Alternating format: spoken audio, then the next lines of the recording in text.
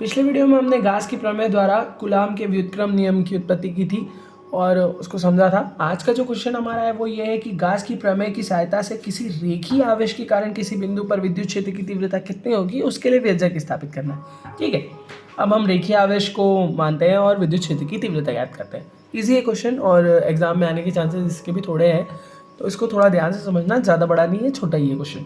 ठीक है, माना कि ए बी एल लंबाई का एक रेखीय चालक है। माना कि ए बी एल लंबाई का एक रेखीय चालक है जिसके प्रत्येक एकांक क्षेत्रफल में आवेश की मात्रा कितनी है, लैम्डा है।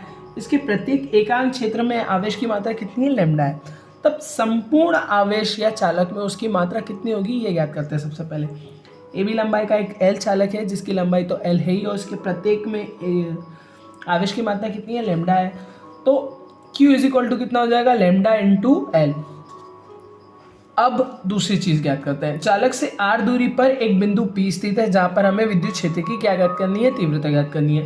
अब एक AB को अक्ष मानकर r को त्रिज्या मानकर एक बेलनाकार पृष्ठ की कल्पना की जाती है।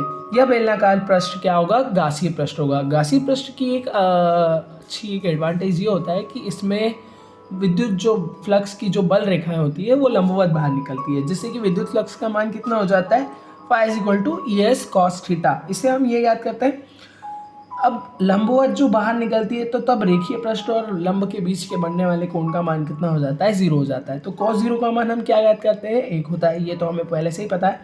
अब थोड़ा आगे इसको सिस्टमेटिक वे में लिखना सीख लेते हैं। ठीक है, हम यही थे। यह बेलनाकार एक गासीय पृष्ठ होगा तथा विद्युत बल रेखाएं पृष्ठ से कैसी बाहर निकलेगी, लंबवत बाहर निकलेगी। तब इस पृष्ठ से गुजरने वाले विद्युत फ्लक्स का मान कितना हो जाएगा, phi is equal to ES cos theta. E बराबर विद्युत क्षेत्र की तीव्रता, S पृष्ठीय क्षेत्रफल और cos थीटा जो बल रेखाओं तथा पृष्ठ के अभिष्ट के बीच का कोण होता है, जिसका मान थीटा इज इक्वल टू कितना हो जाएगा, 0 हो जाएगा। अब इस थीटा की जगह हमें क्या लिखना है, 0 लिखना है। तो E phi is equal to वैसा का वैसा, ES भी वैसा का वैसा, cos थीटा की जगह cos 0। तो cos 0 का मान कितना होता है, 1 होता है। तो हम वही रख देते हैं। Phi is equal to ES आया हमारा समीकरण नंबर 2। ठीक है, अब हम जानते हैं कि S बराबर यहाँ पर किस पृष्ठ की क्षेत्रफल या पृष्ठीय का निर्माण होता है, तो बेलनाकार पृष्ठ का निर्माण होता है, जिसका पृष्ठीय क्षेत्रफल का सूत्र होता है S is equal to 2πrl। ठीक है, पिछले वाले सवाल में हमने एक गोलीय पृष्ठ की कल्पना की थी जो कि व्युत्क्रम कूलाम नियम की उत्पत्ति करता है। अब इसमें रेखीय पृष्ठ द्वारा आवेश की विद्युत क्षेत्र की तीव्रता ज्ञात करनी है, इसलिए हम बेलनाकार पृष्ठ की कल्पना करते हैं। इसमें हम कुछ भी मान सकते हैं, ये क्वेश्चन पे डिपेंड करता है कि कौन सा पृष्ठ मानना है। अब हमने यहाँ पर बेलनाकार माना है इसलिए 2πrl², तो S की जगह कितना आया, 2πrl। अब इस S की जगह समीकरण नंबर 2 में S का मान रखने पर तो फाई इज इक्वल टू कितना आया, A is equal to 2πrl। ये हमारा समीकरण नंबर 2 कंप्लीट प्राप्त हुआ। ठीक है, अब हम जानते हैं फिर से वही कूलाम के व्युत्क्रम नियम में भी हमने यही किया था। गास की प्रमेय से क्या प्राप्त होता है हमें, phi is equal to Q/ε0। किसी बंद पृष्ठ से गुजरने वाले विद्युत फ्लक्स का मान उस पृष्ठ में उपस्थित आवेश के 1/ε गुना होता है।